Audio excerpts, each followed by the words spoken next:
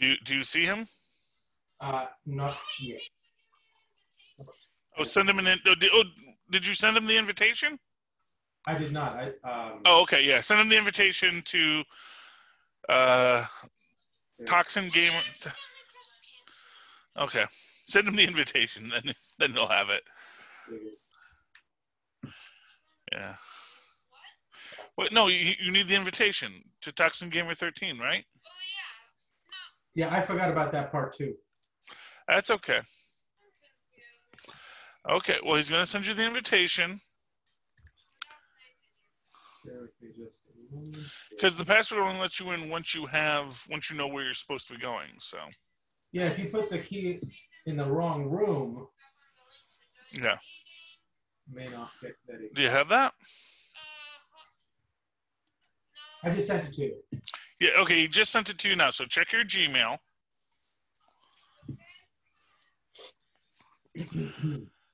It's today. Oh, that's what we were talking about, Five Nights at Freddy. Right, so I couldn't wrap my head around it, but it's since I got the Quest, the VR thing, she got really into it, so we're all chipping in and getting my niece the VR headset for Christmas. Oh, cool. She's getting, and I'm going to get her the Five Nights at Freddy VR. Check your Gmail. I am on my Gmail. Toxin Gamer 13, you should have an untitled, unsubjected email. Do you have an email that just came in? No. It's Toxin Gamer 13, right? Yeah. No, he has it. Okay. I had to reload. He had to reload it, so there we go. Sometimes Gmail stands for grandpa mail. It's a little slow. No problem. Can you bring your mic a little closer to you, Mozz? Because you're a little. Oh, I didn't even. I completely forgot about my mic. Yeah, thank you. No problem. Completely neglected my mic. Tristan, drop your mic so it's in front of your face, so we can hear you. There you go. Yabba dabba doo. You make faces at me, but you want to be in the show. I want to get you in the show. I love you too, Tristan. Kids today, eh? Right. Okay, he's working to join in now. Oh, there he is. Hold on one moment. Okay. Shibby. Freddy Frostbear. There he is. There we go. Yeah, it doesn't give you an icon picture, though, unfortunately. Oh, boy. Yeah, that sucks. But it does say Freddy Frostbear. Okay. Okay. Oh, yeah. Don't want to get too close. Alrighty, then. All right, so if he's not using video, it doesn't matter. Yeah, he doesn't want to do video. Also, he's not wearing his shirt, so. Dig it. Episode 3.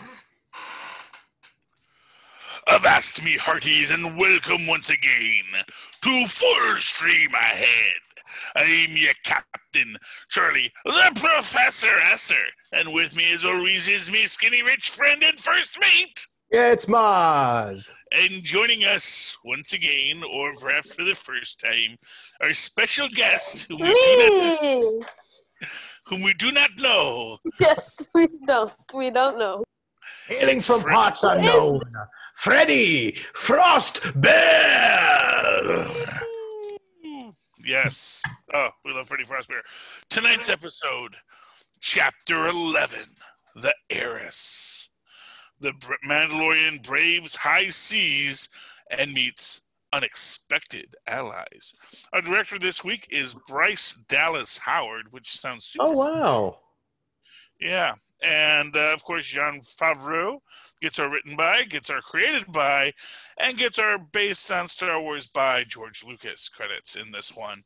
Wow, yeah. So this is fun. So as we said last episode, it felt like a little bit of a cheat that, he just had to essentially, close the door and they could fly the ship. It's like, I want to repair it. We should repair it, but, honestly, we could have just left and finished the dang thing. But in this case, of course, what happens is, and here we do see the problems with this because obviously the ship is so damaged as he's entering into this ocean world space, he basically the ship crashes and sinks. Everyone survives, thankfully, but yeah, the ship crashes and sinks, and there is this idea to find. He's come here because he wants to find Mandalorians, because the frog lady says, her husband says, which is a lot of telephone if you ask me, husband says, I've seen Mandalorians on this planet. Perhaps that's what you're looking for. And also super convenient that they do happen to find Mandalorians on this planet. But in this moment, of course, he goes to the... Well, to be fair, these Mandalorians don't seem like they try to hide their presence very much. They're a different breed of Mandalorians. So it's plausible that many people have seen and heard of Mandalorians being present. Well, I mean, maybe the reason why they aren't hiding is because the people that tried to kill them, the Empire isn't really doing that much. Mm-hmm. Yeah, the Empire is in disarray. And although they are this group of Mandalorians are constantly attacking the Empire or the remnants thereof, the Empire itself seems unable to mount a real effort against them. We have essentially, honestly, because we have the Davy Jones characters. They had that leftover Pirates of the Caribbean mask from also, so there's two fun characters, and one is the Mon Calamari mechanic, who I don't even know if he's a mechanic. He's just on the docks. He says, "Hey, can you fix this for me?" Right. Okay. Yeah, I mean, I'm sure they've got ears everywhere. Ears eager to make a shekel or two. Yeah. Although, to be fair, we do see that one of the Mandalorians is watching him, because we do see that there is a person with the cloak, and they disappear. And I believe that is supposed to be our one of our modern... Our heiress, yes. What's her name? Or, no, the heiress would be... Bo-Katan. Right. Bo-Katan. So it's played by the magnificent Katie Sackhoff. Who also voiced Fun the fact, character in the cartoon. You stole my... I was going to say that. Yes. I'm sorry. Yeah, and that's controversial in a couple episodes, because Katie Sackhoff got asked back to be Bo-Katan, but another person, their actress, didn't get asked back for this. Although I think maybe she didn't have the acting chops or the recognition that the show deserved. So I mean, may not have been. Yeah, I mean, well, this is and that is actually a thing when people like, Tara Strong is the original voice of Harley Quinn. And so there were people who said, well, why didn't they just have Tara Strong be Harley Quinn? She can act? She's a fantastic actress. No, Tara Strong, she's great. Oh. But I think mostly it's that she didn't have the look that they wanted for that, the actress who is Harley Quinn had. So, that's a controversial thing, but, we'll get to that later. But anyway, but Katie Sackhoff, as we all know, from her history on Battlestar Galactica and being, an already nerd-approved sexy BA, she was fine for the role. So, but we don't get that yet, because first what we get is after the Mon Calamari is working on the ship, the child and Mando go to a restaurant. Mando doesn't eat, of course, because he can't take off his mask in public, but the child gets the soup with the little spider in it that grabs onto his face. Face hugger. Yes. Of a little face hugger stew. It's delicious. And they get approached by an old salty sea captain who says, yeah, I can take you to the Mandalorians, which I don't know, man. Just immediately when that happens, I'm suspect to these guys. These guys are very sus the whole time. I think they're the imposter. What was that? Oh no, I just made an Among Us joke. I said I think they're the imposter. Gotcha. I still don't know how to play that game either. That seems interesting, though. I would like to learn. But I feel like Mando is in that situation where he's like, if it's a lead, I got to take it. And, it's one of those things where if you know it's a trap, you can expect it. So it's like part of him had to have known. He thought he could handle it. He's like, I'm a Mandalorian. I have Beskar armor. You can't shoot me. There's nothing. So maybe that's why he went along. He must have known because there's no way you're right. He wouldn't have known that was shady as hell.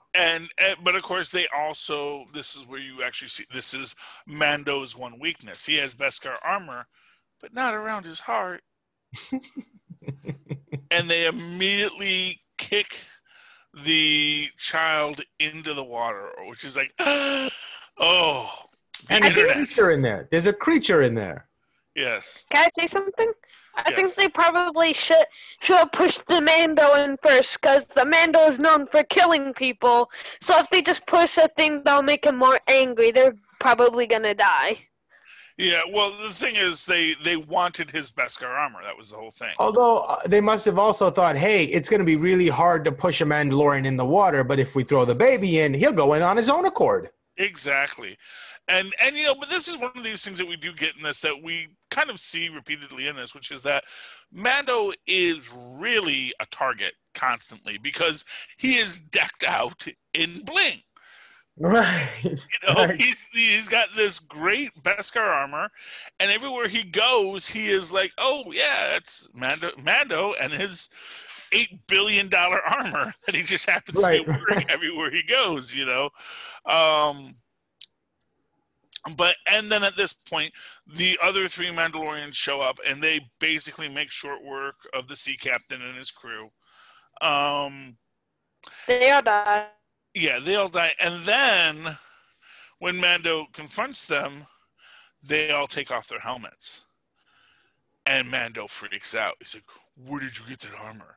I don't think the Mandalorian knows that there's like other group of Mandalorians. Yeah. Well, it's what I've said from the very start. It's like there are Orthodox Mandalorians, and then there are Reformed Mandalorians, or from the Mandalorians' perspective, like the Orthodox Mandalorians are the Reconstructionists or the Reformed Mandalorians. They are actually the ones that are trying to rebuild something in the old ways. They're kind of like the Hasidim of the Mandalorians. And of course, within that entire concept, you also get into this idea about the homeland and returning to the homeland and fighting for the homeland, and the groups that say, we don't go back to the homeland because you don't. So sort of some groups will say, we don't return to. You don't return to Israel until the Messiah comes, and the Messiah takes you back to the homeland. You don't just sort of, we're just going to fight and take it back, because then it's not within the way of then you're not deserving. Exactly, and so that's a whole complexity. But in these moments, what we have here is Mando and Bo-Katan having to essentially have to come to a détente. Okay, have a gumdrop. That's fine. And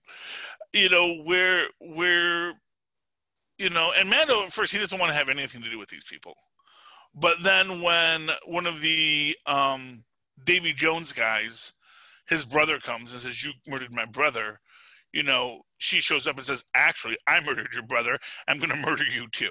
So they agree to the deal to basically rip off an Imperial ship.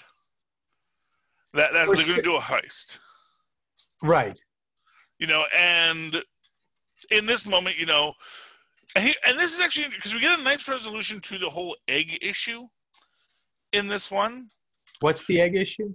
Remember that baby Yoda, or that the child kept on eating the eggs. Right. Because we do see when he leaves the child with them, only one egg has hatched. Right. Which actually kind of opens up this idea that if you think about it, for this species, because these are like big species, probably only one egg ever hatches.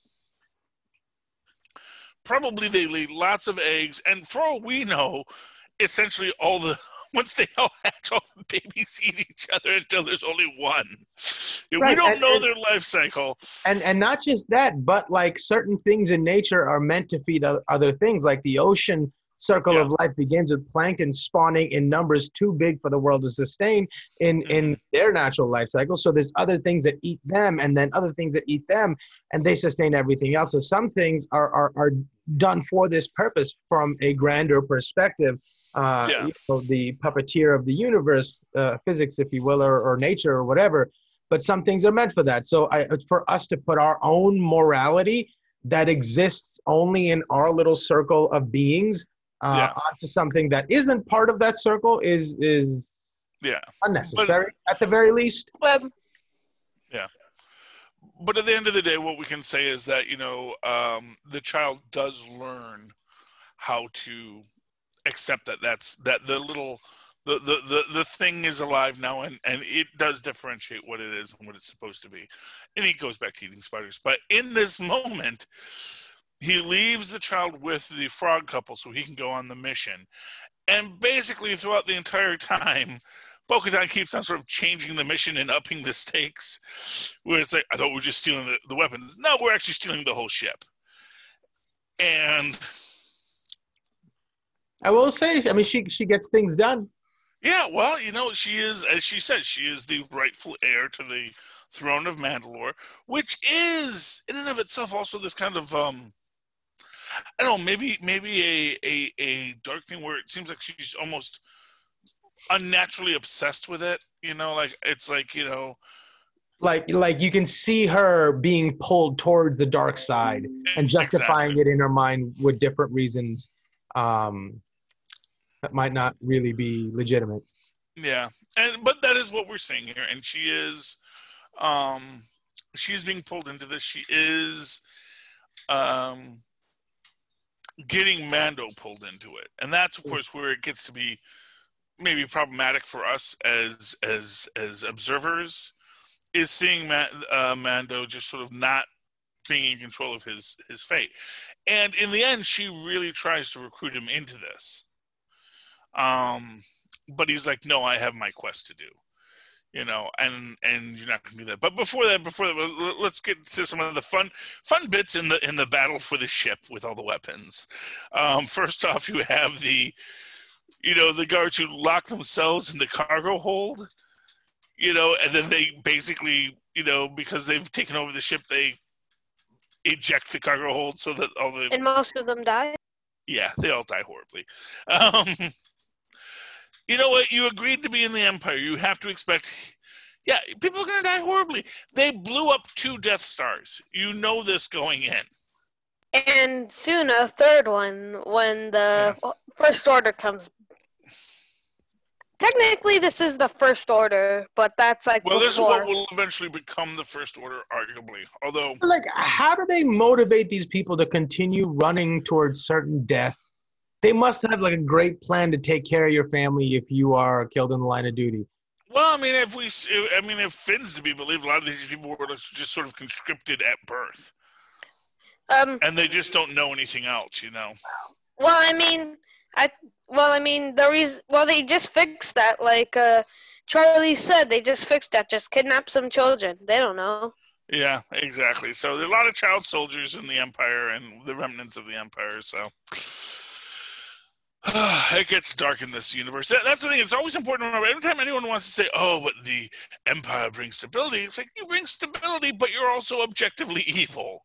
When you're objectively evil, no stability you're bringing is that good, Is that really true? Or like, I mean, is the constant chaos of little factions trying to usurp their little piece, is that really better than having a relative piece that, requires a lot more sacrifice? Have you ever, what was it called?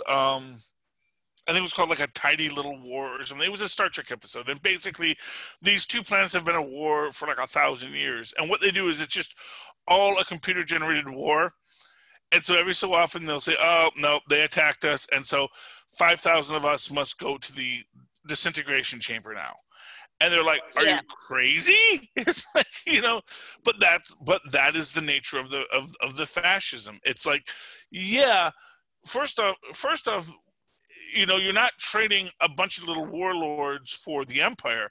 What you're trading is a bunch of little warlords for a local moth who is just as much a petty little warlord. No, I get that. As we see from Moff Gideon. As long as you're not one of the ones picked, the rest of your year or whatever goes pretty smoothly. It's like they did in the olden times where, the village had to sacrifice somebody for the crops to come in well or whatever, or stories like that. So. But arguably, that's the same in this current situation. So, for example, like under the Hutts, it's the same situation. Before the Empire rises, and the Hutts run the Outer Rim, and life was pretty easy until you ran afoul of a Hutt, or a bounty hunter, or someone else in Mos Eisley decided that they didn't like your face, My friend doesn't like your face. Exactly. Right. But that sort of thing would be harder to do if there was an empire. No, it's not. That's the thing. Because that's the thing. If you're because otherwise, who is going to reprimand the offending party? Nobody. Well, but the thing is, so like when you look at like the Scout Troopers punching Baby Yoda last season, right? That's because that's what they can do. It's unsavory, sure, but. But what? But what's the larger they bet him. The larger point being, like, whoever has tried to come after the Empire has never gotten stuff together to a point where people didn't feel threatened, where people didn't feel like things were uncertain, where anybody had any sure footing about anything, and it was a wild, wild west all over again. Can I say something? Sure. It doesn't really have it. But I just realized since I'm in the Empire, they had the 501st Legion. I was wondering if they had like the 212th and the other clone legions, or not. Well, they probably have something like that. But in this moment, what it comes down to, and this is what I'm trying to say, is that yes. So right now there's competing factions and there's different warlords. What I'm trying to say is that the guys who become the Moffs. And Grand Moffs or Lesser Moffs or whatever, these guys would have been warlords in their own situation. In fact, they are now warlords. That's the thing. It's sort of like when the U.S. went and toppled the Taliban. Right.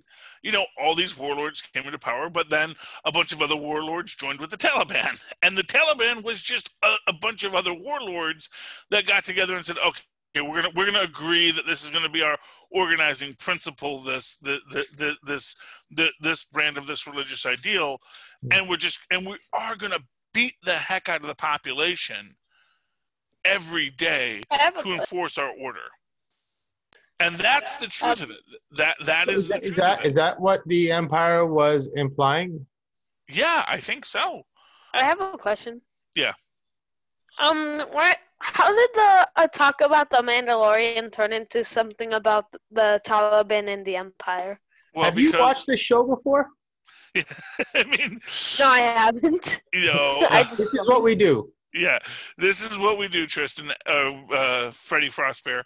This is what we do. And you have gone away my identity. I must leave now. Goodbye. Okay.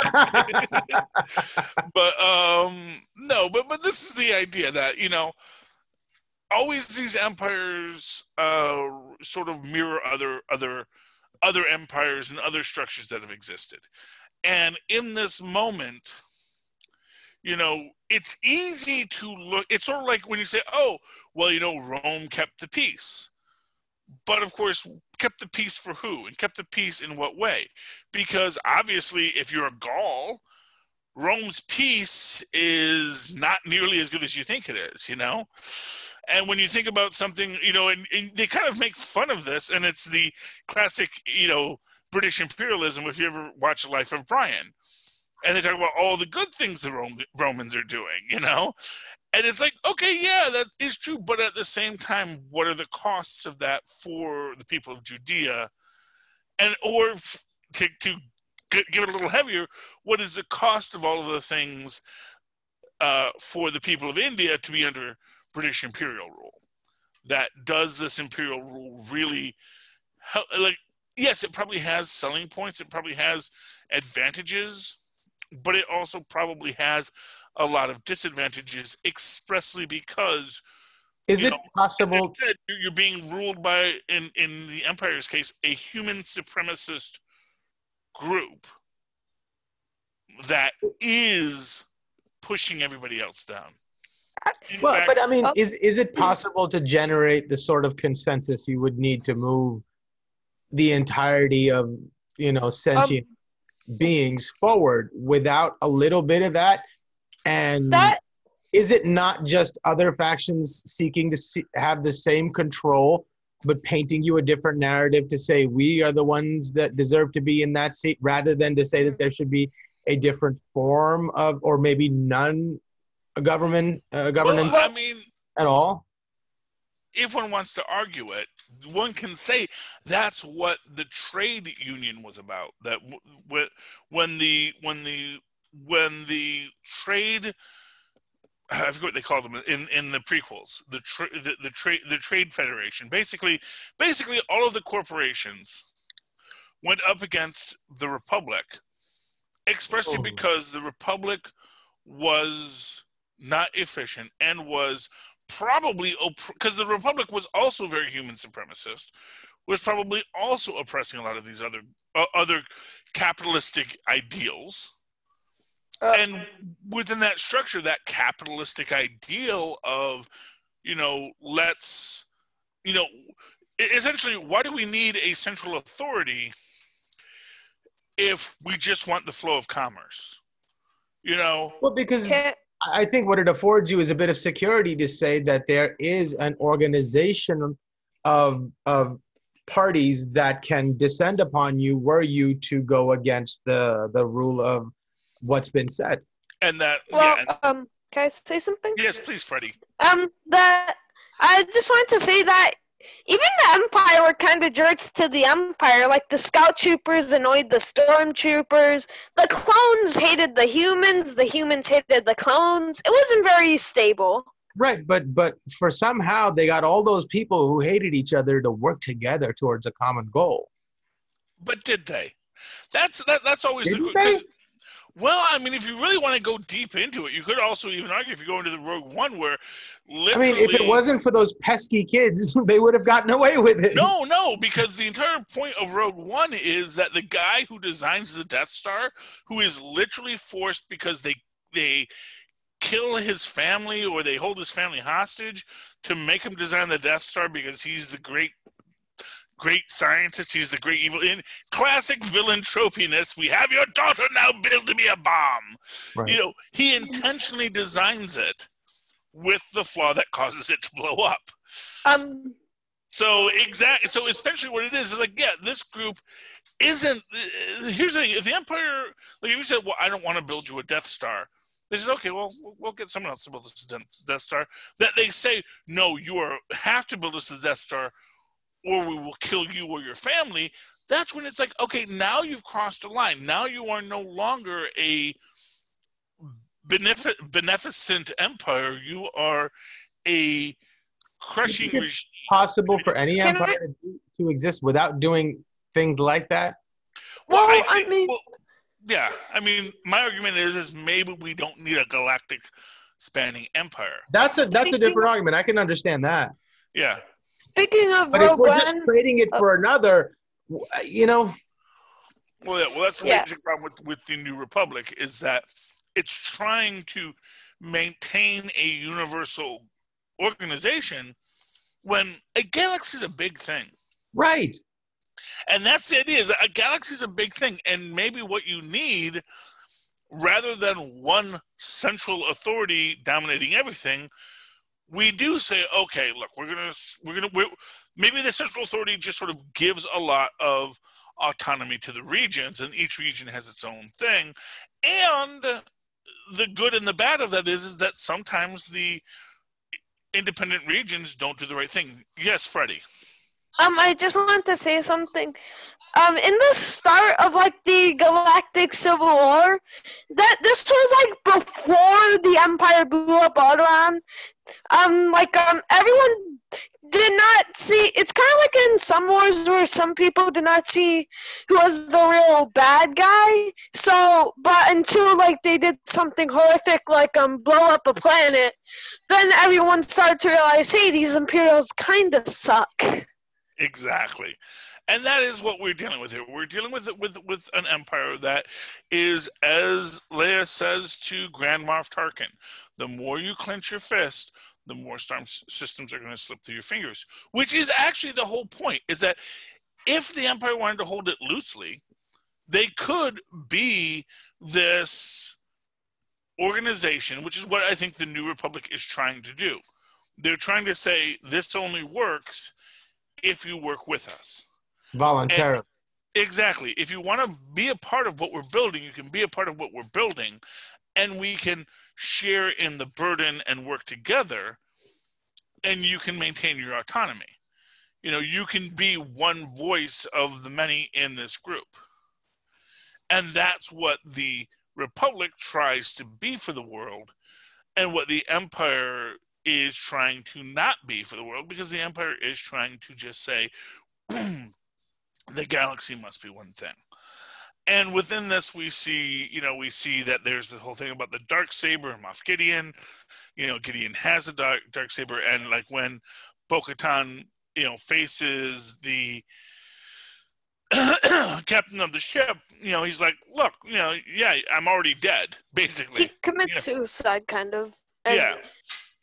It's like, you'll kill me or he'll kill me. What do you want from me here, No, that guy, I appreciated, like, of anybody involved in the Empire or whatever. I fail to sometimes see, what motivates them to continue to be a part of it. For some reason, this guy, he was a really good actor, first off, but man, you really got a sense that he believed in the cause.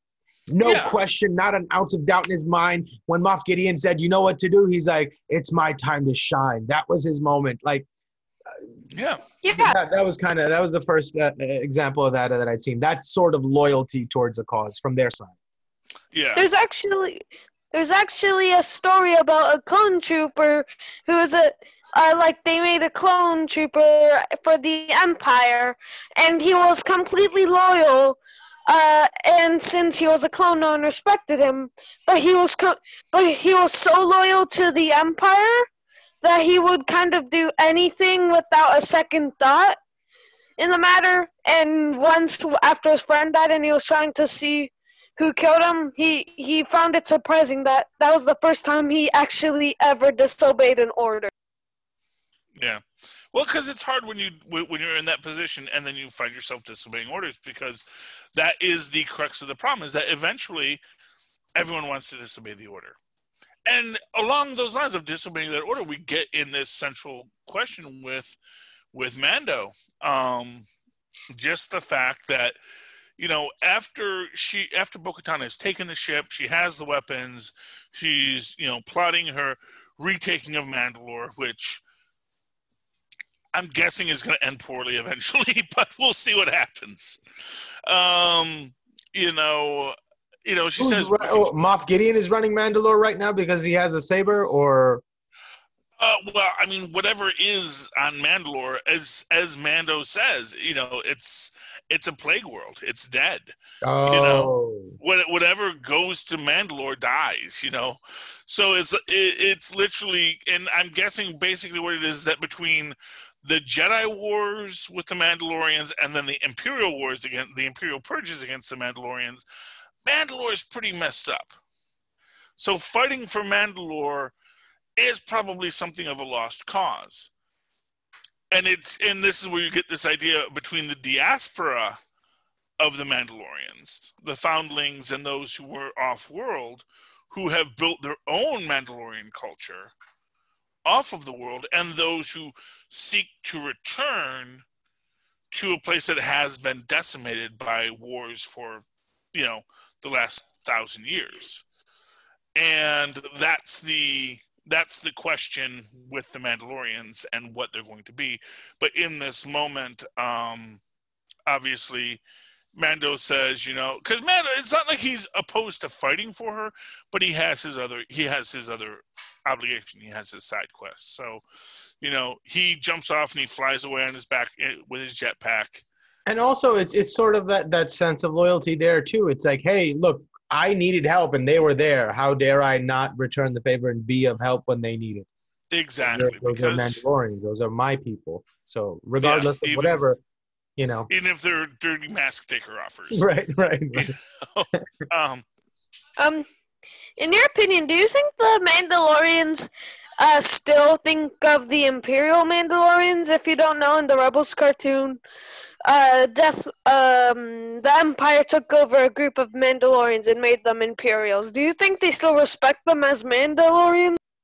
I mean, it's going to be, something like that. That's that complex question, where, I'm of Mandalore. I follow the way, but this is the thing I serve. And that's the anytime you have a diaspora, which is what the Mandalorians are right now, is you're going to get these different factions within the diaspora, where one's groups, and you can see this with Islam, you see it with Christianity, where there's all these different groups, and it's like, okay, we're all of this group, but maybe we don't respect this other member of our group because they do things differently than we do, and they see things differently than we do.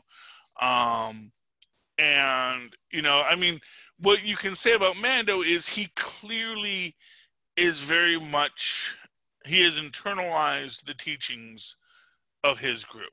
Right. And Freddie, to answer your question, I think it would have to come down on an individual basis. You would have to look at how they made that decision. Did it follow the way?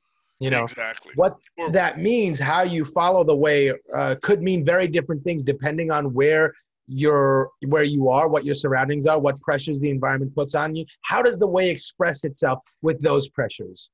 And to have like a central tenet of the way without looking at how it gets to be expressed based on its environment is not a full look at whether or not you're actually worthy of someone's respect in that culture. So I think the Mandalorians would have to do on a case-by-case basis, which they do here, and he does with them, and they do with him, saying, yeah, you are a little strange, but you have your values. And he's like, yeah, I don't understand, that you're Mandalorians, but clearly there's something that we share.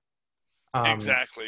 And again, it goes into that idea of, have you internalized the code? Is the code a set of rules that you say, well, this is what this says, and so I must hate this thing? Or does it say, I understand what the rules want me to do, and I can evolve within the structure of it in this moment? So, okay. Any final thoughts on tonight's episode? Yes. What's your final thought, Freddie? I hope one day they actually make Imperials an actual threat instead of making them punching them. Well, yeah. Well, I think what we have seen with Moff Gideon. Okay. Yeah, his team are a threat. And as we're going to see in maybe some future episodes, there's some great tiebacks to what the old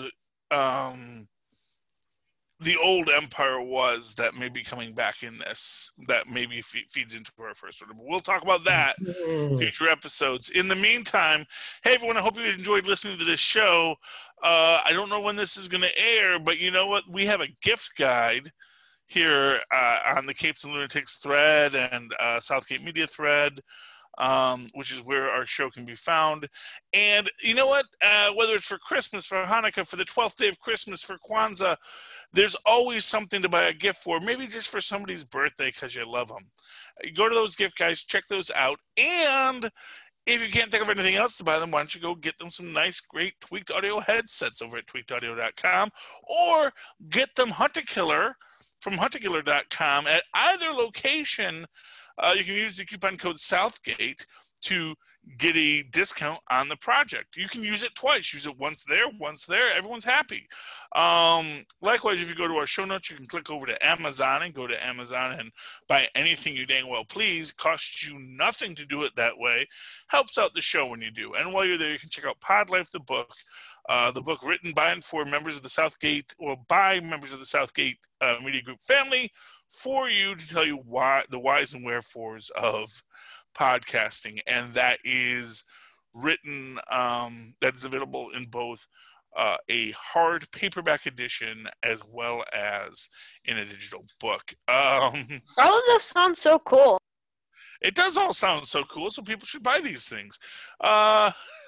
Freddie Frostbear, do you have any social media that you would like to give out for people? Go subscribe to my channel, Toxin Gamer 13. And speaking of Freddie Frostbear, my new video, I actually beat him. I beat him up. Very good. Hey. And that's Toxin Gamer 13 over on the YouTubes. Mozz, how can people find you? Oh, they can email me at mozzmanzoor@gmail.com, or find me on Facebook under Mozz Manzoor. That's MOZZMANZOOR. And if you'd like to write to me in that old-fashioned email way, where Mozz and Paz wants to do so, at superconnectivityblog@gmail.com. That's superconnectivityblog, all one word, @gmail.com. And follow me. Oh, except you can't follow me because it was Monday night tonight, and I didn't do it. Live tweeting DuckTales, a woohoo for the final season. Monday night. 7 p.m. That is a very awkward time to put a show. You never do it. Why? I have done it a few times. You always miss it. I often miss it, yes. At Charlie Esser, that's CHARLIE ESSER. Look for the 2 E's in the middle. For quality. Jinx, knock on wood. Thank you. I always wait because I think he's gonna do it, and then and then he waits, and then I was like, all right, but might as well go, and then we jump on each other. Well, it's the chaos that makes it fun. Yes. All right, me hearties, you've sailed another day. Ooh, this time on an ocean planet. Oh, by the way, before we leave, I have to say I love the Mon Calamari jury-rigging his ship back together with all the cords and wires holding everything. I gave you 1,000 silver pieces or whatever. Yeah, 1,000 credits for this, but you saw how damaged the ship was. It's like, man, you're lucky I did this. But I love that's like my favorite thing in the whole thing. We forgot about one scene where another facehugger tries to attack Baby Yoda. Baby Yoda keeps on getting attacked by spiders. That's an interesting thing. Spiders, yeah. For as powerful as he is, I'm glad they keep showing us in certain situations how helpless he can be. He is very helpless at times, yes, and we'll get more of that soon, I'm sure. Anyway, in the meantime, me hearties, swing back again next week and hop on aboard for new exciting romance on Full Stream Ahead. Arr! All right. So I'm gonna then send me the link to the next one. Yeah, I'll stop this. I'll save this. Goodbye. And send you the link in a few minutes. Okay. I'm going to try and do it on the account with the. Okay. I'm sorry. Wait. No, Mozz will save it. Don't worry. Oh, okay. Yeah, Mozz